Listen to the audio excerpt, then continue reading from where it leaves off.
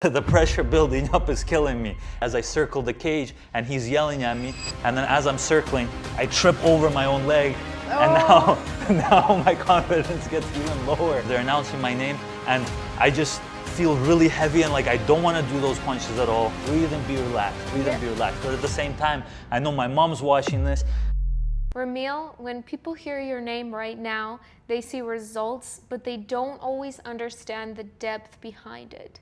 You're currently ranked #1 welterweight in Canada outside of the UFC, and you've built that through dominance, undefeated as a professional fighter, 10-0 in MMA and 1-0 in boxing. That's not just talent, that's consistency at the highest levels. But what makes your story different is that this didn't just start overnight. You've put in over 20 years in martial arts, which means you've lived this, not just competed in it. And you didn't stop at just being a fighter. You became a coach, a manager, a promoter, someone shaping the next generation of fighters with over a decade of coaching experience. So now you're not just performing under pressure, you're building systems for people who can do the same. You're also an entrepreneur, which tells me that this isn't just about fighting, it's about ownership and building something bigger than yourself. But what I respect most about you, Ramil, is your philosophy. You talk about how early failure and even a lack of natural talent can actually be the foundation of a high-performance mindset, and that most people could reach elite levels if they had the mental strength and consistency. But that's exactly what's missing. So today, this isn't just a conversation about fighting. This is a conversation about what it actually takes mentally to stay undefeated, to build something from nothing, and to operate at a level where pressure isn't something you avoid, it's something you live in. Ramil, welcome to the Performance Code Show. Thank you for having me. I'm glad to be here, glad to do this podcast. So when you look at that journey from early wrestling, early jiu-jitsu, to building that high performance mindset, to now being undefeated at the professional level, what do you think was the moment where you realized you weren't just competing anymore, you were operating at a different level compared to everyone else? Well, it's an interesting question, and there's a few ways I can answer it. I think one of the earliest times that I noticed a difference between myself and most others was probably when I started coaching, and I started seeing the difference between someone who's an actual athlete and somebody who walked into the gym their first day and hadn't necessarily done athletic things before. So at first it was being able to distinguish the difference between an athlete and somebody who's more of a regular person. Another time that I saw my ability to get to the highest levels was probably when I went to Las Vegas in 2022. I trained with the highest level of guys over there, former UFC champion Sean Strickland, many other guys, current #1 contender Arman Sarukian, sparring those guys, seeing that I have a chance against those guys, that I'm able to perform well, I'm able to do big things against them in sparring. And I finally, I had ideas in my mind that I had the dream, but at that point I realized I could make it a reality finally. Yeah. And you said something interesting, like the difference between a real athlete and a layman or a normal person. So what is that difference to you? Well, the difference would be how fast the athlete can pick up on movements and copying them after the coach. A difference. The learning curve. Yeah, the learning curve. Probably, how much they can output, how their resistance to giving up, perhaps that would be one. Whereas a normal person tries something a few times and fails, the athlete will keep going and keep trying to figure out a new way and understand that just because they weren't successful at the start, that's not the end of the journey. Yeah. Has there been a moment where you felt like giving up? I mean, I think you ask any high-level athlete or any high-level person, of course. Yeah. At one point, I think there was about 2 years that I didn't want to do this, and I didn't want to train, and I didn't want to do any of this, and I wanted to quit. But I kept pushing through because early on I had a few experiences. I'm a little bit of a spiritual person. I had a few experiences where The cards were just too perfect in my favor. Like a few things happened with the timing. For example, I had a role model, one of the greatest fighters of all time, Fedor. And once I really buckled down and started training hard and won my first tournament, well, I lost my first Muay Thai tournament, won my second one, and only a few weeks later, somehow, Fedor was coming to Calgary. Calgary of all places, Fedor's from Russia, you know, it's a very random place for him to come and do seminars and do training sessions. So something like that, it told me that I'm going in the right direction. Winning my amateur MMA debut in the way that I did after a bit of hardships in the start of the fight and getting a perfectly placed finish. I had a few moments early on in my career where it's almost as if something from the top was telling me, you're on the right path, you're doing the right things. Yeah. I know the journey has been really hard and sometimes it seems like it's not worth it, but I've gotten a few rare, so to speak, rewards that let me know internally that I should keep going, should keep pushing through. I think a big difference between many of the people that made it to the top and many of the people that fell off at some point in their journey is how much pressure, how much adversity they had to be put through. Some people get just the right perfect amount, and for some people they get a little bit too much and it breaks them and they got to stop for whatever reason. Yeah. Well, I like the way that you put it in terms of the right amount of pressure. In psychology, we would call that the underdog effect, what you're describing. And I was wondering if that's what you meant when you said, you know, I almost had it too good. Like you needed to experience some hardship to keep pushing you forward. Is that what you meant? And no, I guess I wasn't quite clear.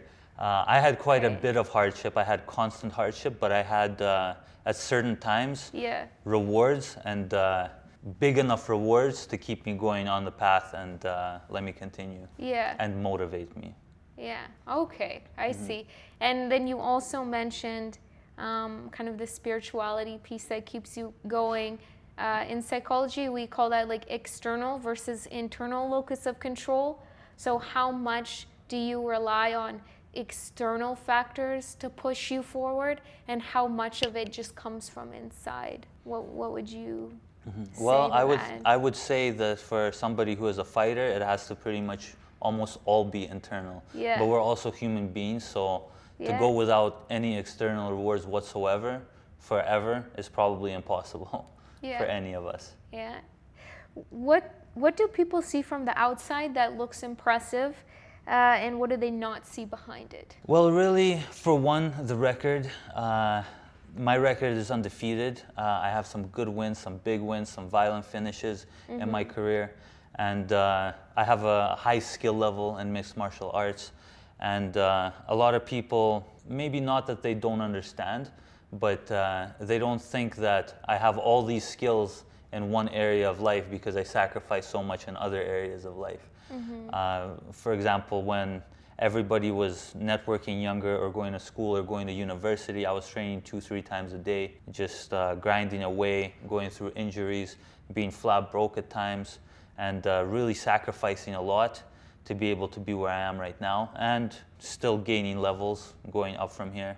This is far from the end, but that would be one of the things. But two, my undefeated record makes me look untouchable, but internally inside, I know that I am very, very vulnerable to loss, that it's right there waiting for me every day. In training all the time, I put myself against the hardest training partners. During times where I feel the most tired or the most overwhelmed, I put myself into the worst positions possible against the toughest guys I can, the more athletic guys, more talented guys, sometimes guys with more fights and more experience, and I'll take my losses in the training room, in the dungeon, just so once it gets to the cage, to the arena, that I can be laughing then. Yeah, it sounds like it's not just about skills or talent, there's so much more behind it. Yeah, absolutely. It's a lot more than that. It's a lot of grinding, it's a lot of hard work, and it's a lot of proper game day mentality as well. Making sure you push through all the toughest parts and making sure that you can keep going when things aren't going your way, and making the right adjustments, making sure you know your body is calm. There's a million different things I could go on about which contribute to the success of a fighter. Yeah. Would you say the moment to decide to be at this high performance level, would you say there was a moment where you made a conscious choice, or was it more gradual, you worked your way up? I knew what I wanted the first day I stepped into the gym, but Interesting. What did you feel? I felt that watching YouTube videos of that fighter that I talked about, Yeah. Fedor, he made it just look really easy. And I felt Yeah. like with a bit of training, I can do the same. Yeah. But being 15 years old and coming from the kind of background that I was coming from, I wasn't at that time very into athletics. I was into other stuff. But if I was to go out and tell people that I wanted to be an MMA fighter and fight in the cage, people would probably just discount me and laugh at me. And I'm sure you've heard about this effect, but announcing your goals releases a bit of dopamine. I figured that Yeah. out later. And so you don't want to be announcing too much on what you're going to do, because it can take away a little bit of the drive from you. So I knew right away what I wanted to do, but it definitely took some building up to it, lots of building up to it. I remember going to the gym, and there was a guy over there a few years older than me, maybe 5-10 years older, and he was talking about how he goes and hits weights and then he comes there. And all I Yeah. was thinking of is how much of a killer workout this is, and how spent I am afterwards, and how I could never, ever, ever do weights. And I can't imagine how he'd do that. But I made sure to willfully turn a blind eye to that, to try my best to forget that statement that he made, which I still haven't forgotten. Yeah. But at least try to ignore it for as long as I can. And maybe down the line at some point I'll be able to, hopefully. But for now, let's just not think about that. Just like everything people told me about all the negatives with this sport. You're going to be broke, you're going to get injured, fights are going to fall through. I said, let me not think about that right now, and let me think about all those things as they're coming, and I'll deal with them then. Yeah, yeah. I was gonna ask you, what do you do with some of the haters that say negative things to try and get you down? Sounds like a bit of cognitive appraisal, focusing on the positive, but how do you keep it from seeping in? Well, for one, there's lots of lies out there in the world. Even Yeah. opponents, when they're about to fight each other, Yeah, I see they're that in the also- movies. So that happens. Oh, what's that? Talking to each other before the fight. Yeah, Like we have press bashing. conferences, things like that. I quite enjoy doing that myself. I like to get into people's heads. Yeah. But opponents will say things and they seem like the most confident ever, and they seem scary, and then that's only until you smash them and beat them, right? So if your opponent can say these things to you and you understand later on that none of it is true, then somebody from the stands that's never done it really doesn't affect you all that much. Yeah. So I don't really have to do anything with that. Sometimes I might choose to engage with them just for fun, because it's what I like to do, but not because they have some sort of hold or control over me or Yeah. something like that. Yeah, as you say that, I'm thinking of Conor McGregor, one of my favorite fighters.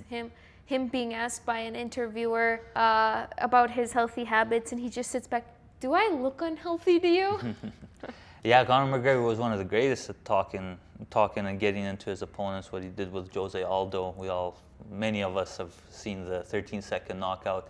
I think that was a masterclass in psychological manipulation and the things that psychology can do outside of the fight, before the fight even begins.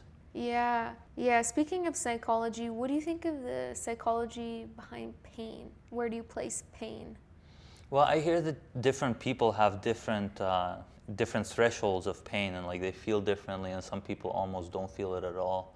But I guess I don't quite know. I don't quite understand the question. It's okay. I'm curious your thoughts. Do you fear pain, for example? Because I could never do what you do. Getting punched in the face is terrifying. Well, just like building up to being able to train more, you also build up your pain tolerance, right? Okay. Stepping into the gym for the first time ever, you'd probably be scared of something like a broken nose until the one day it happens and you're like, hey, I guess it wasn't that bad for what I want to do and for following my goals.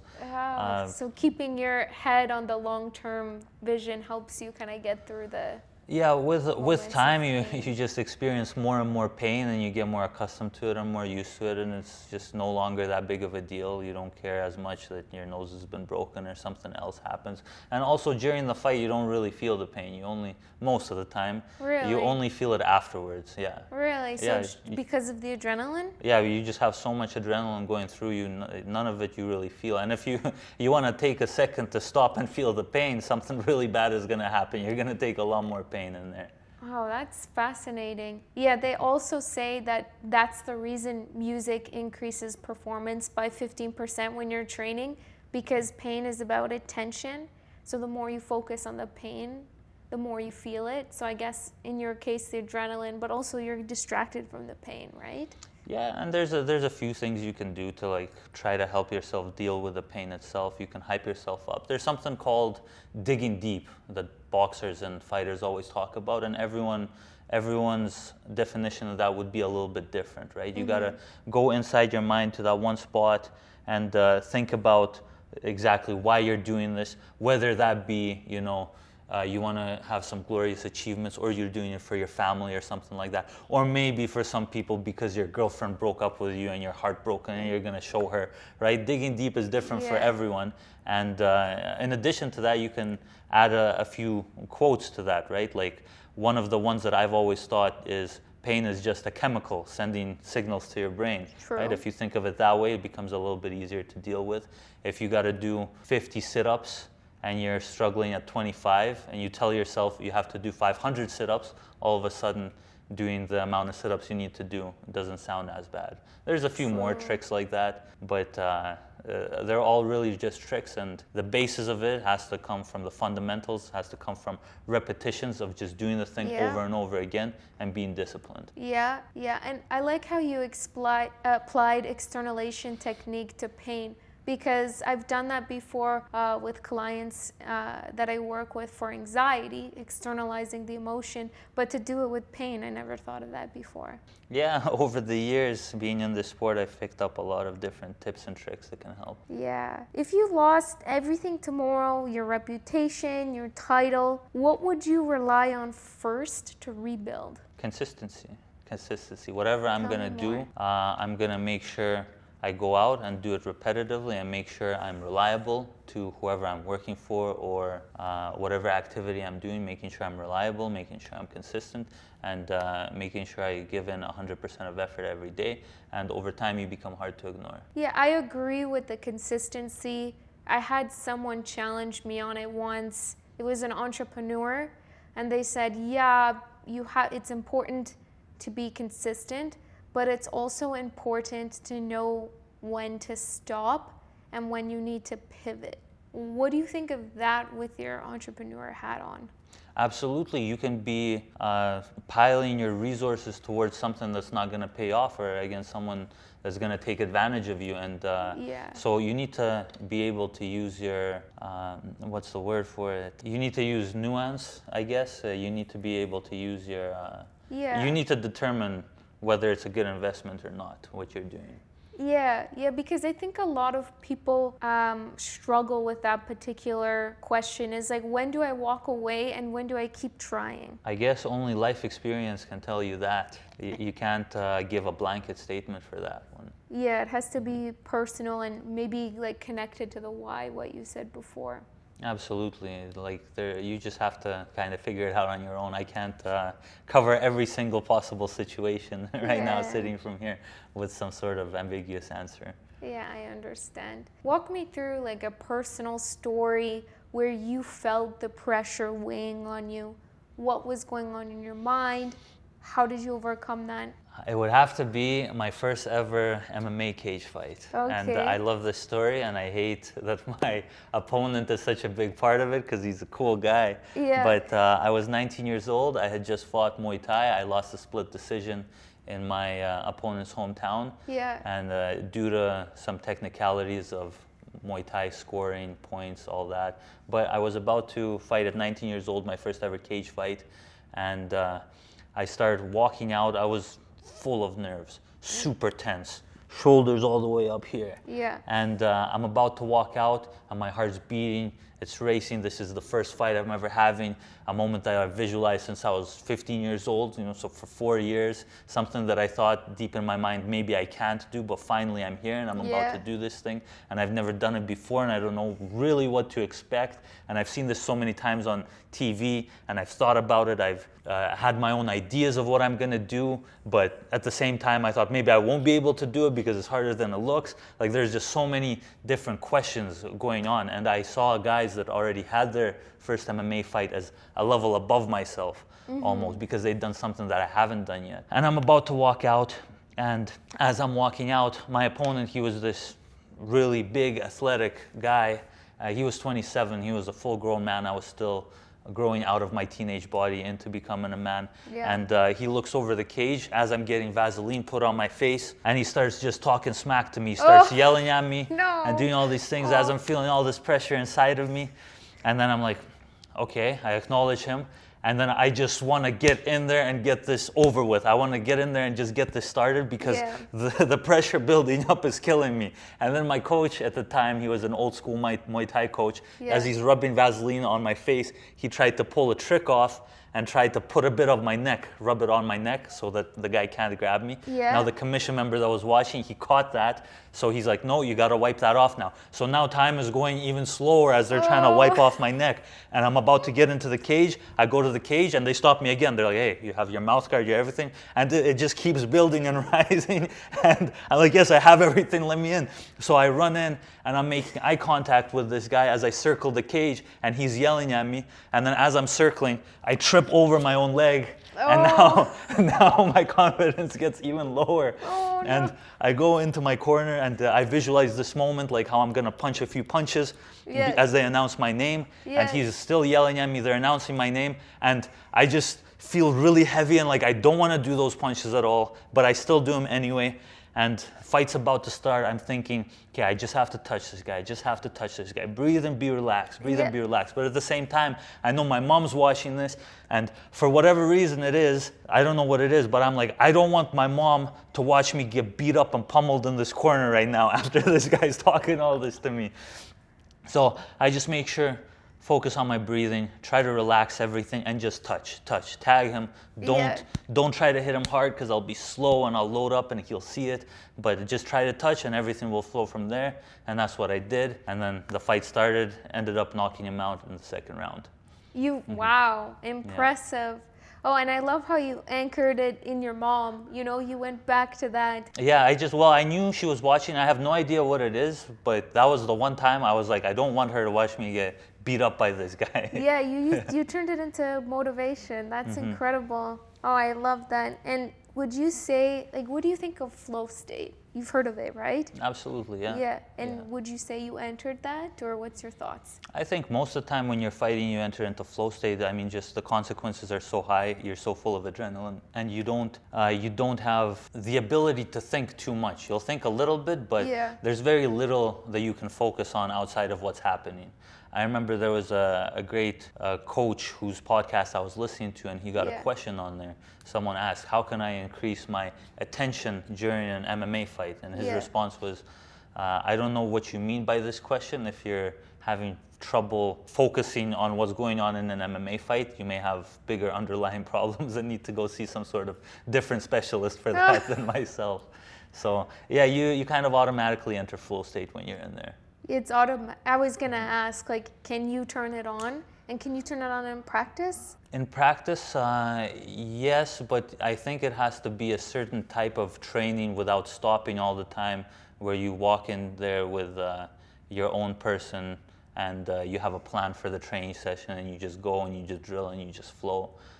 You can turn it on, I think so, yeah. How? Well, as I said, it has to be, for myself anyways, I would have to be with someone. It's just me one-on-one with him, not a coach there, and we're just working our things, and we're trying to flow and we're trying to go 50%, depending on the type of drilling that we're doing, but yeah, it has to be structured a certain way for myself. Yeah. And what's a truth about high performance that people usually learn too late, or a misconception about it?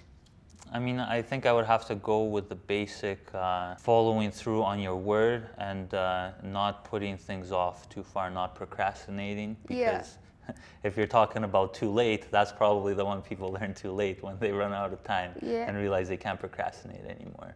But yeah, you have to be very committed, and you have to be very urgent with your goals. Yeah, because we only have so much time, and that can be. Does that ever enter your mind, like the time? Yeah, distortion? absolutely. You know, today I'm 28 years old. I'm in my prime of my career. At my weight class, usually people start falling down, like going downhill, at around 33 years old. It's a little bit different from other athletic sports, just because we have so much to focus on, right? You reach your athletic prime a little bit earlier than 30, but to balance out athletic prime with experience and technique learned over time, in my sport it's at about 30 years old. So for myself, yes, I have a limited time window, and I want to make the most out of it while I can. Yeah. Have you ever fought a friend? How did that go? It's funny you mentioned this. My fight in November, I had set myself up for a fight. It was my boxing fight, combat boxing, so smaller gloves than usual, fighting in a cage, whereas boxing, they have slightly bigger pillows on their fists. But I was fighting in 4-ounce MMA gloves. And I was fighting this guy named Caleb Ermine. And I found out a few weeks before fighting him, just by going onto his profile and seeing a mutual friend over there, and realizing that they have the same name, I found out that he is cousins with a very good friend of mine that had passed away in 2023. He had taken his own life. So I ended up having to fight his cousin without myself knowing that. And it was a very interesting experience, very weird experience. It definitely kept me up beforehand, thinking that I'm gonna hurt this guy who's gonna have the same energy of a close friend of mine who took his life a long time ago. And you know, we were very cool about it. We were friendly. We talked good at the weigh-ins. Even the night before the fight, we hung out a little bit and talked. But once the fight started, it was, for the most part, like any other fight, but there was gaps in between it where he treated me friendly, and I tried to get that out of my head. And thankfully it ended the best way it could have, where I hurt him with a shot to the body, not to the head, and that's what ended up stopping the fight.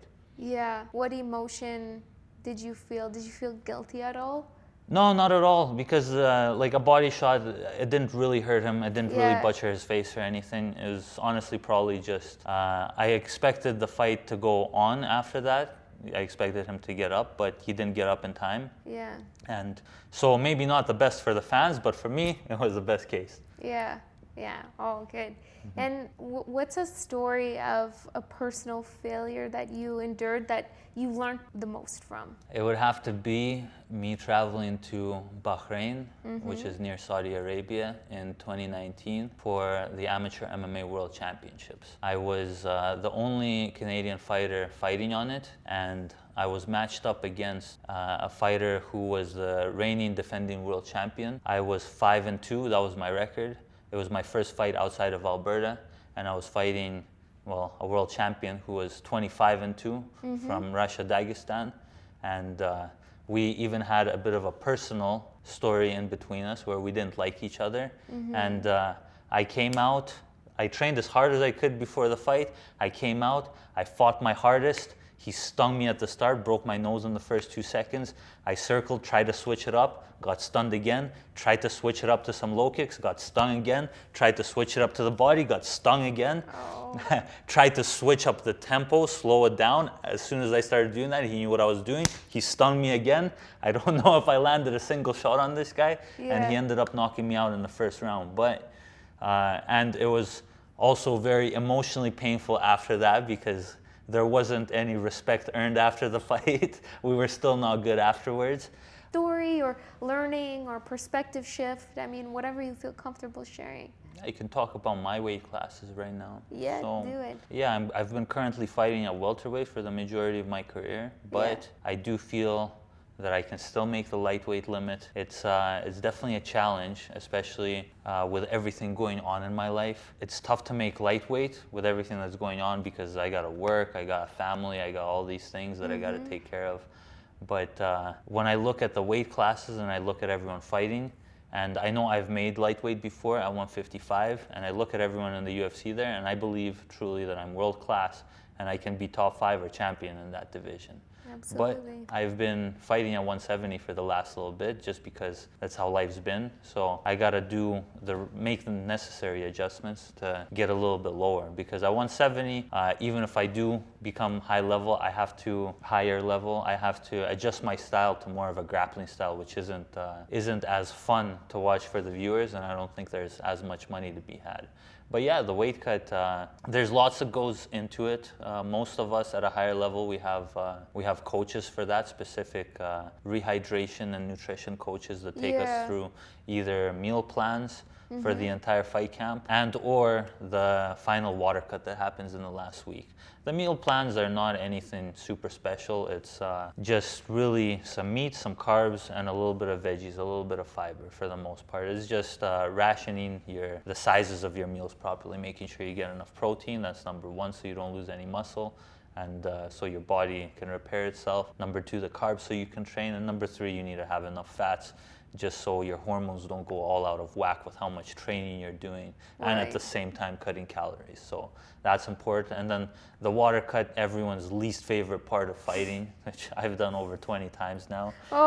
It can be quite taxing on your body. We lose anywhere from 5 to 25, some of us 30 pounds, depending how big you are and how much you're cutting. For myself, I don't lose 30 pounds, I lose a little bit less. I don't want to say the exact numbers over here because I don't want my opposition to hear them, but I've definitely had a few rougher weight cuts. A few of them have been really smooth, but over 20 fights, and I've always made weight, and I've always been a professional with it. I recently watched a movie on Netflix where a guy cut his finger off to make weight. Would you do that? That's dedication. I would not do that. And I think if I did that, the athletic commission that's looking over that will cancel my fight. I think you're right. I think you would be disqualified. Yeah. Yeah, that's funny. And tell me a little bit about what role your coach plays for you, or in your my training. relationship with my coach, I would say, is a little bit unique because he's also my boss